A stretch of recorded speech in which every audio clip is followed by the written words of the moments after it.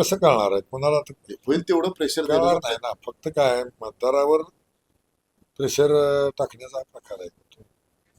बाकी काय आहे, दुसरं नाही. कायद्यात काहीच नाही तसं. गुप्त मतदान गुप्त असेल तर मतदान. काय कारणच नाही ना, म्हणजे कळायचं संबंध हात वर करून असेल आणि हात वर नाही केला तर पक्षविरोधी नोटीस होते.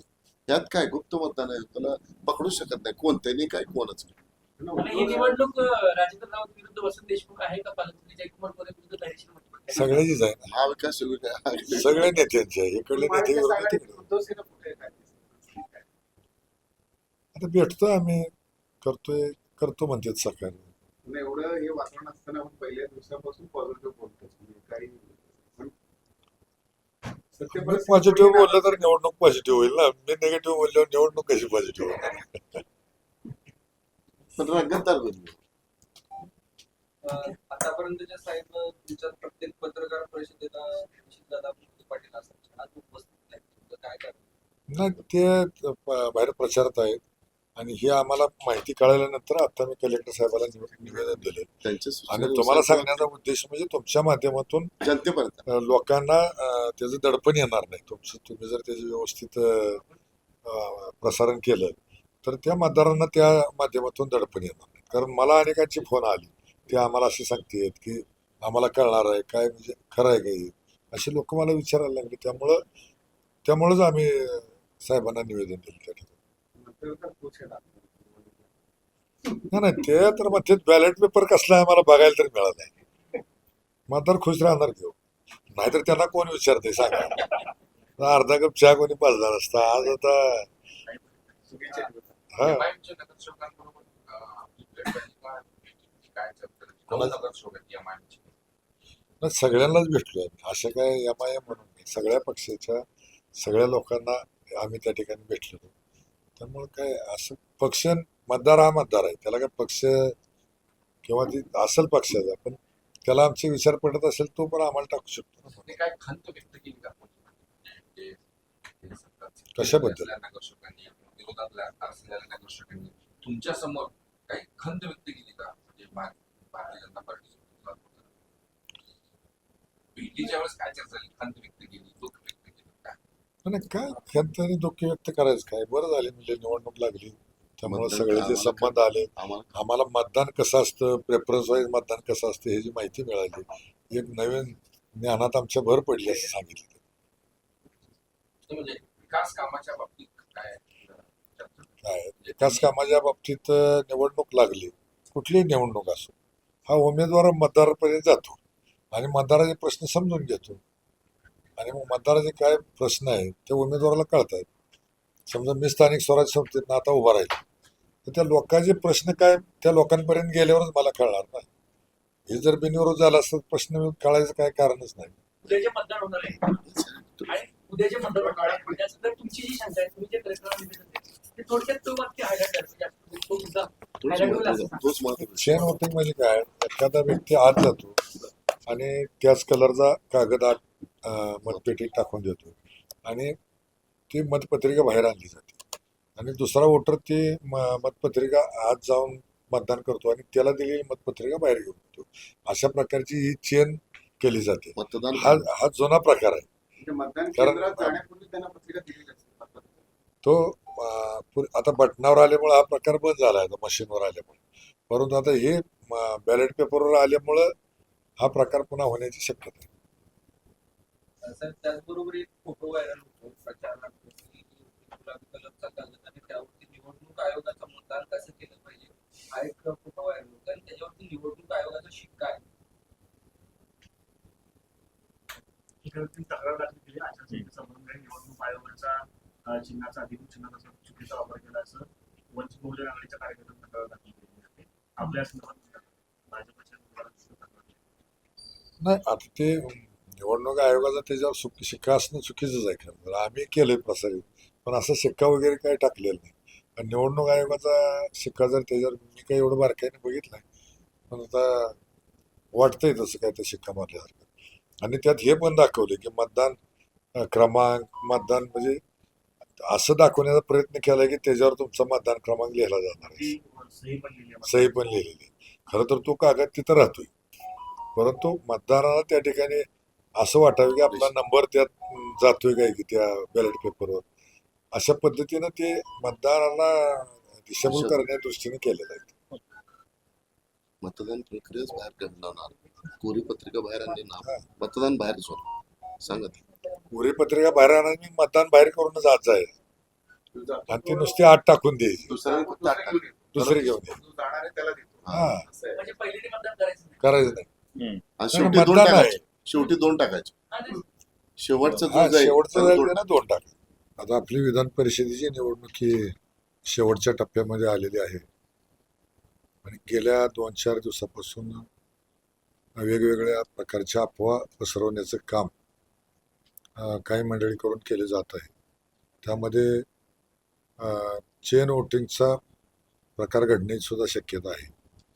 आणि दुसरा विषय म्हणजे मतदारांना सांगितलं जातं की तुम्ही कधी मतदान करणार आहे, किती वाजता करणार आहे, त्याचं टायमिंग दिलं जाते आणि तुम्ही मतदान केल्यानंतर 10 मिनिटात आम्हाला तुम्ही कोणाला केले कळते. अशा प्रकारचं मतदारावर प्रेशर आणण्याचे प्रयत्न सध्या चालू आहेत आणि म्हणून मी त्या दृष्टिकोनातनं एक निवेदन मी कलेक्टर साहेबांना दिलेलं आहे. अशा प्रकारचे कुठलेही गैरप्रकार त्या ठिकाणी घडू नयेत असे विनंती मी साहेबांना केलेली आहे आणि साहेबांनी मला आश्वासित केले की अशा प्रकारची कुठलीही घटना घडणार नाही. आम्ही फार पारदर्शकपणे हे काम करू आणि कुठल्या कुठल्या गैरप्रकार होऊ शकते त्याची माहिती आम्ही साहेबांना या ठिकाणी दिलेली आहे आणि त्या दृष्टिकोनातून साहेब आम्ही तयारी करू म्हणून सांगितलं. असं कुठलं आम्ही घडू देणार नाही असं आश्वासन आदरणीय कलेक्टर साहेबांनी आम्हाला दिलेलं आहे. पालकमंत्री जयकुमार पुन्हा गोरे पुन्हा पहिल्यापासून होण्याची शक्यता तुम्हाला वाटते? कुणाबद्दल आक्षेप आहे का तुमच्या स्पेसिफिक उमेदवाराबद्दल किंवा कुठल्या नेत्याबद्दल आक्षेप आहे की सगळ्यांची इन जनरल पद्धतीने? नाही, सत्ताधारीकडून चालूच आहे सध्या. म्हणजे तुमचं मतदान केलेलं आम्हाला समजणार आहे किंवा तुम्ही आम्ही सांगाल त्या वेळेलाच मतदान केलं पाहिजे अशा प्रकारच्या सूचना मतदारांना दिल्या जातात. म्हणजे ते कळणार नाही कोणाला केलं.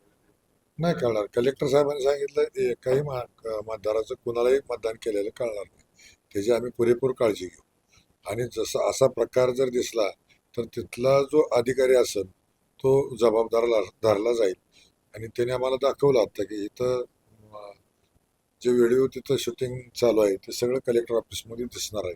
त्यामुळे तिथं काय चाललंय त्याच्यावर आमचं दिवसभर ऑब्झर्वेशन असणार आहे. आपल्याकडे काय फोन कॉल रेकॉर्डिंग काय पुरावा म्हणून काय आपण सादर केलेला पाहिजे? नाही, पुरावा नाही काय असं काय कॉल रेकॉर्डिंगला असं कोण सांगत नाही, पण इन जनरल चालू आहे लोकांना सांगायचं. मला का असं करता असं तुम्हाला वाटतंय? असं का केलं जातं असं वाटतंय? साधारण असं भीती वाटत की आता त्यांच्यामध्ये गट पडतील आणि तुम्हाला ते मतदान होईल काय याच्या भीतीची तयारी करतात? नाही, असू शकते ना. त्यांना त्यांच्याच उमेदवारावर शंका असल्यामुळे जे प्रकार चालू आहे म्हणजे त्यामुळे ते त्या लोकांना बोलते ते अशा प्रकारचं होणार आहे आम्हाला कळणार आहे असं सांगतात. त्यांना पालकमंत्री जयकुमार गोरे पहिल्यापासून सांगतात की आपल्याला 16 देखील मतं पडणार नाही आणि त्यांचा उमेदवार जेवढे त्यांचे भाजपचे मतदार आहेत त्याच्यापेक्षा 200 मतं अधिक म्हणून विजयी होतील. त्यावर काय सांगता? मीच विजयी होईन असं मला वाटते. 22 तारखेला माझ्याच बाजूने निकाल लागेल असं मला विश्वास आहे. तर किती पडतो असं म्हणतात विजयी होईल एवढं वाटते मला. असं मतदानाचा एवढा परफेक्ट आकडा आपण कसं सांगू शकतो. नाही, आपल्या हस्तांतर ते 80 मतं असताना आपण विजयाचा दावा कुठल्या मुद्द्यावर करताय? मी भेटलोय, प्रत्यक्ष मतदारांना भेटलोय, मतदारांचं म्हणणं जाणून घेतलंय आणि मतदाराचं मत आहे की तुमच्यामुळे निवडणूक लागली. आम्हाला बॅलेट पेपर कसा असतो ते बघायला मिळालं आणि ह्या प्रक्रियेत सहभागी होता आले आणि सगळे पालकमंत्र्यापासून ते आमदारापर्यंत ते सगळे लोक आमच्यापर्यंत यायला लागले. ज्या लोकांना भेटायला आम्हाला वेळ नसायचा ती लोक आमच्याजवळ येऊन आता मोठमोठे कामाचे आश्वासन द्यायला लागले. कारण पहिल्यापासून ही निवडणूक महाआघाडीनं एकत्रितपणे लढवणं अपेक्षित होतं. त्यांचं एकत्रितपणा कुठं दिसलं नाही, त्यांच्यामध्ये फाटाफूट असलेली दिसली. आपल्या आणि आमदार वेगवेगळ्या ठिकाणी दिसतंय. आता काय शेवटी सत्ता आहे आणि सत्तेपुढं माणसं झुकतात. काय अडचणी असतात, कोणाचे पर्सनल प्रॉब्लेम असतात, संस्थेचे प्रॉब्लेम असतात. त्यामुळे मग तिथं कुठंतरी मदत मिळावून अशा प्रकारचं लोक हे करतात, काम करतात. आपण महाविकास पक्षविरोधी भूमिका घेतली म्हणून आपण उमेदवार म्हणून आपले पक्षाचे श्रेष्ठ आहेत पवार साहेबांकडे यांच्या तक्रारी करणार आहात आता विद्यमान आमदार सुद्धा आपल्याकडे आहेत. नाही 29 तारीख आहे, 19 तारीख उद्या 18 तारीख संपली की त्याबद्दल आम्ही इथं पक्षाची बैठक बोलवून तो अहवाल पाठवून देऊ पक्षाला. निवडणूक संपल्यानंतर ही प्रक्रिया तुमची म्हणतात सुरू करण्याची पद्धत वगैरे. तुम्हाला मग सध्या आता करून काय करणार आहे? आज आपल्याला मग त्यातच वेळ जाईल. आज आम्हाला मतदारापर्यंत पोहोचायचं आहे, आम्हाला काम करायचं आहे. आम्ही ती प्रक्रिया करत बसलो तर आमचा एक दिवस त्यातच जाईल. पण महाविकास घटक पक्षांचा आपण समजू शकतो तुमच्याच पक्षाच्या लोकांनी असं केल्यामुळे आता काय ज्याचे त्याचे विचार आहेत, कोण कुठल्या कारणाने केले काय केलं. तीन आमदार आता एवढं विरोधात बोलल्यानंतर पुन्हा भेटायचं काय कारण नाही ना, आपलं काम करत राहिलो. त्यांना नगरपालिका महापालिका आणि जिल्हा परिषद त्या सगळ्या ठिकाणचे सगळ्यात जास्त सदस्य कोणते तुमच्या बाजूने आहेत असं मला वाटतं. असं पर्टिक्युलर सांगता येणार नाही, पण इन जनरल बरेच लोक आमच्या बरोबर येतील असं मला वाटतं. नाही तो आमचा आहे अदृश्य, त्यांना अदृश्याचं काही कारणच नाही ना. त्यांचं सगळं दृश्य आहे, त्यांचं सगळं रेकॉर्ड आहे एवढं मोठं. हा. आमची 16 असल्यामुळं आमचे अदृश्य ते आणि त्यांचे 600 असल्यामुळे त्यांना काय दृश्य आहे ना त्यांची कशी अदृश्य. नाही माझी भेट वारंवार चालू आहे, बोलणं पण चालू आहे. पण आता आल्यानंतर त्यांचं स्वागत करणं किंवा काय त्यांचं काम आहे. आता मी पण जातोय, मला आता भाजपचे लोक पण माझा सत्कार करतात, स्वागत करतात. मत मागायला गेल्यानंतर तेवढं होत असतं.